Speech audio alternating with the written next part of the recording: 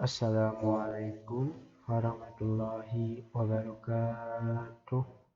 Perkenalkan, nama saya Maulana Aksan, Sistem Informasi AB1 Universitas Widyatama. Di sini saya akan mempresentasikan tentang bagian saya, yaitu bagian retail di PT Sumber Avaria Trijaya Tbk atau yang dikenal dengan PT Alfamart, untuk memenuhi salah satu tugas mata kuliah Tata Kelola Teknologi Informasi. Sebelum ke materi intinya, saya akan memberikan pengertian terdahulu tentang Tata Kelola Teknologi Informasi. Apa sih itu Tata Kelola Teknologi Informasi?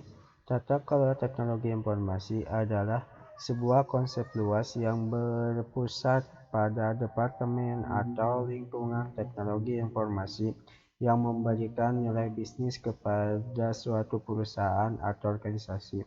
Ini adalah seperangkat aturan, peraturan, dan kebijakan yang menetapkan dan memastikan operasi Departemen Teknologi Informasi yang efektif, terkontrol, dan berharga.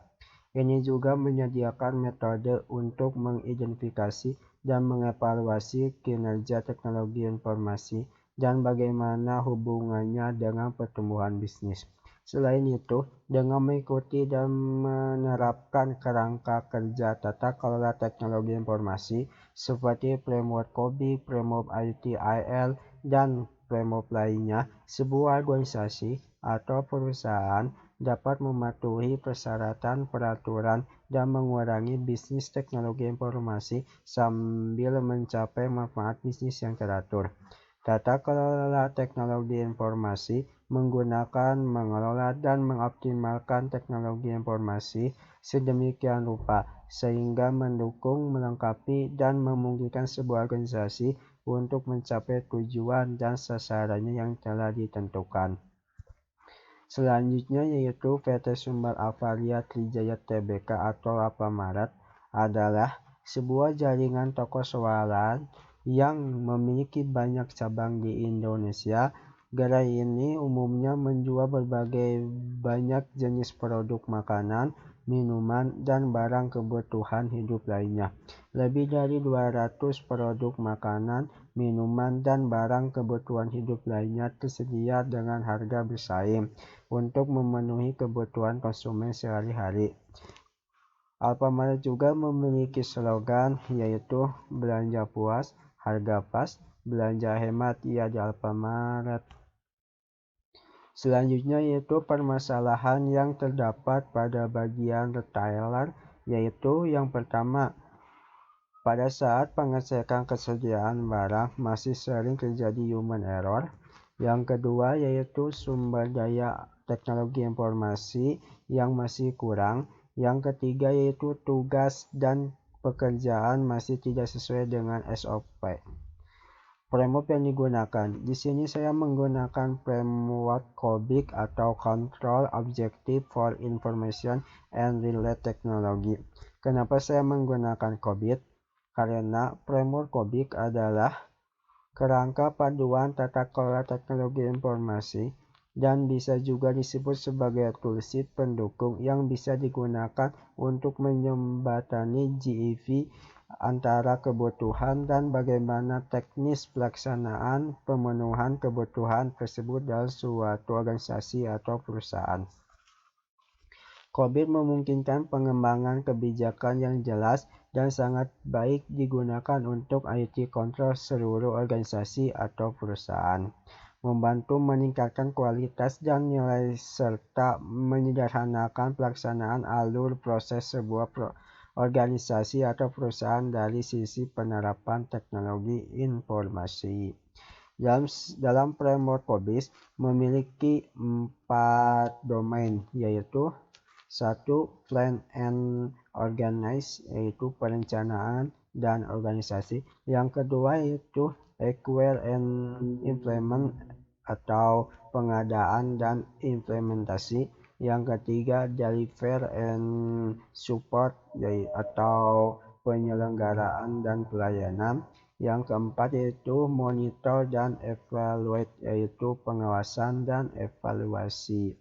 Jadi menurut saya COVID adalah dijadikan suatu standar paduan untuk membantu mengelola suatu organisasi atau perusahaan untuk mencapai tujuannya dengan memanfaatkan teknologi informasi. COVID juga memberikan panduan kerangka kerja yang bisa mengendalikan semua kegiatan organisasi secara detail dan jelas sehingga dapat membantu memudahkan pengambilan keputusan di level top dalam sebuah organisasi atau perusahaan. Dan dalam bagian retail, saya memiliki 3 domain, yaitu domain plan and organize, yang kedua yaitu acquire and implement, dan yang ketiga adalah deliver and support.